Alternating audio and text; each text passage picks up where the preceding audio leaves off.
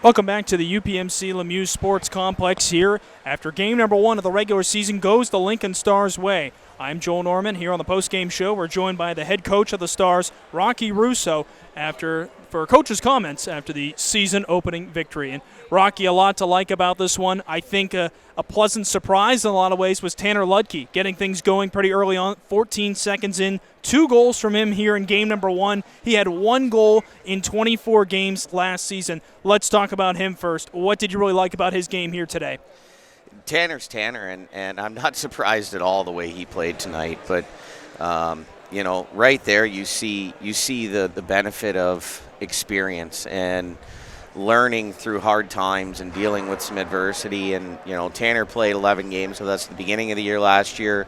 He went back to high school hockey. He had 61 points in the high school season, and then joins us for the stretch run in the playoffs and comes back now as not a veteran. We're not giving him veteran status, but an experienced player that went through a playoff run and comes back confident. He had a big summer. He's strong. And he's playing with 2 veteran wingers, and they were great all night. That line was difference-making for us. I thought they were pretty relentless. Whether it was the forecheck, whatever it was they were doing, they were all over the ice. Doug Grimes and Mason Marcellus with both great nights as well. Marcellus in particular, 2 assists to go along with his goal. It felt like this team was playing with a real sense of urgency here throughout the night. It felt like it was a physical brand of hockey, and that was something you said you want to see from this team. And I've heard from fans, they said they needed to be more physical at times last year. What did you think of that here today? I thought with the exception of 7 or 8 minutes in the second period, we played a pretty complete hockey game. We got a little cute at the end of the second half of the second period. We started turning pucks over.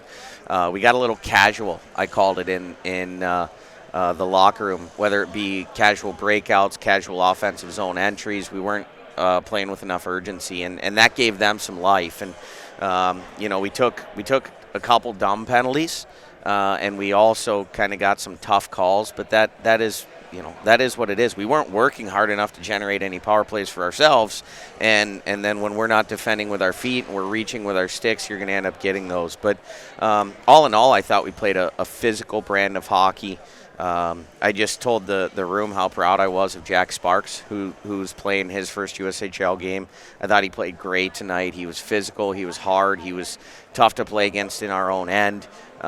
He was a very pleasant surprise for us, and a guy that's just going to continue to get better. Felt like he was tossing the body along all night long. You could almost tell a few rushes. Cedar Rapids didn't really want to go around him. They tried to play around him as well. Another big part of today's win was the penalty kill. Cedar Rapids went 0 for 4 on the man advantage. What was the key to the PK today? Straight lines, blocks, getting your clears when you have your chances, right? You can always tell when a PK is going to go the wrong direction if you fail when you have clearing attempts. And it's hard. The skill set in this league is so impressive that if you have it on your forehand and you don't get it out, they're going to make you pay. And so we did a good job taking their seam away. We did a good job rotating from strong side to weak side when they were trying to hit their one-timer on the back flank, and we got those clears. We didn't give them the blue line on their entries, and so really proud of that PK. It's something that I take a lot of pride in. I've always had really good PKs on teams that I've been a part of, and it gives you the ability to play a little bit more reckless because if you're going to take some penalties, you can go in and you can kill them.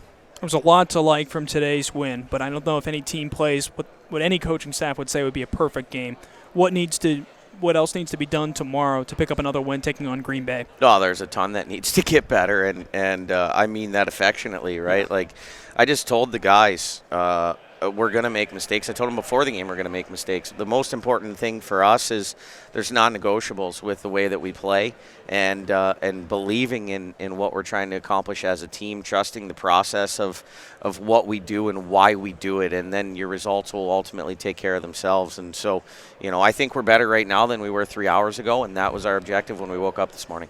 That's exactly what happened, moving to 1-0 with a 4-1 win here this afternoon. Rocky, thanks for joining us. We'll talk to you again tomorrow. Thanks, Joel.